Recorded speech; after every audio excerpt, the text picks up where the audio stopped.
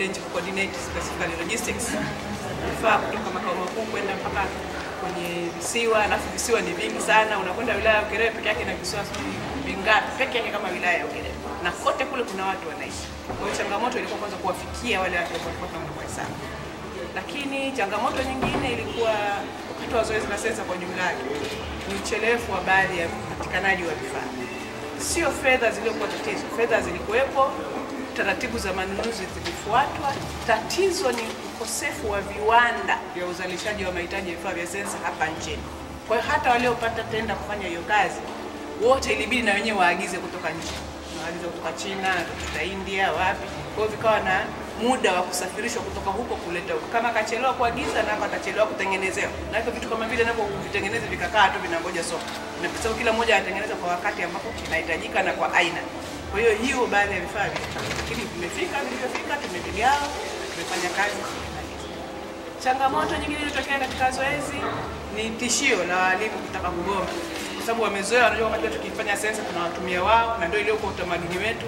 Lakini mara hii wakaona kwamba wasa ni muhimu zaidi kuliko watu wengine. Tukaambia basi na sisi tukawa na tunaita plan B ya kufanya ile kazi. Kwamba walimu waliogoma wamegoma, lakini sisi tuna watumishi wengi wa serikali mpaka ngazi ya kijiji ambao tuna afisa kilimo kijiji, mtendaji, wote hao tutawatumia na wanafunzi waliomaliza vyuo na kwa hiyo tukatangaza nafasi zile kupitia sensa, kamati za sensa za wilaya na mikoa, watu wawe karibu na maeneo yao, wakachaguliwa, wakafanya kazi. Kwa hiyo kugoma kwa walimu haikusaidia. Sensa ilifanyika na matokeo yamepatikana. Na tuna ni fundisho tu na wajue kwamba hata wakiendelea kugoma kwa baadaye, sisi tushakuwa na plan B zitakuwa zinaendelea. Ni bora tu wasiwe na kutikisa serikali kwa kutumia kitu ambacho wenzao wanaweza kutikisa jibu badala. Kwa hiyo hilo tulifanikiwa. Changamoto nyingine iliyotokea ni baadhi ya taasisi za dini kusema sisi hatutaki kuhesabiwa kwa sababu swali la dini halimo kwenye question.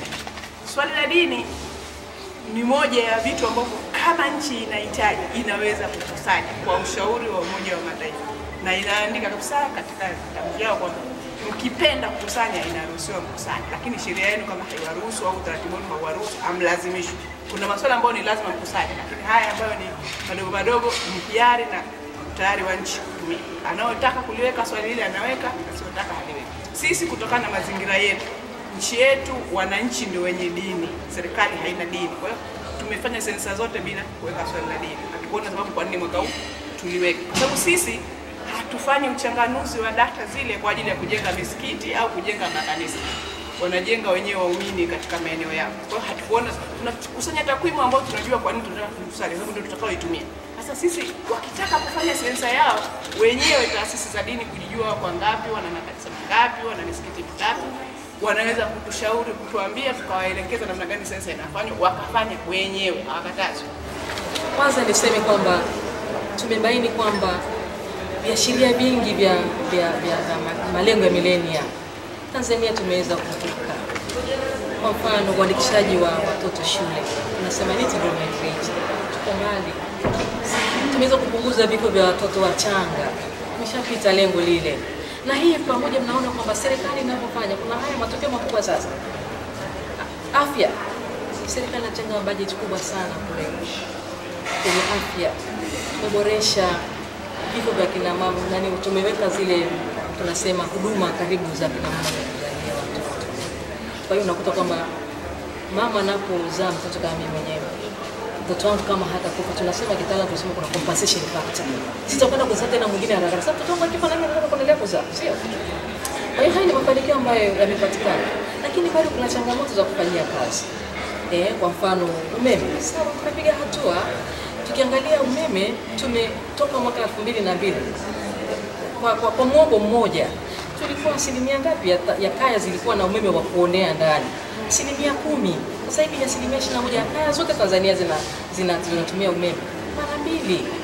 Kwa hiyo na hii gesi ambayo sasa ambayo imepatikana, nina imani tutakapofanya sensa nyingine au tafiti nyingine mwaka 2022 sensa nyingine, utakuta almost 90% ya population ya Tanzania itakuwa na umeme.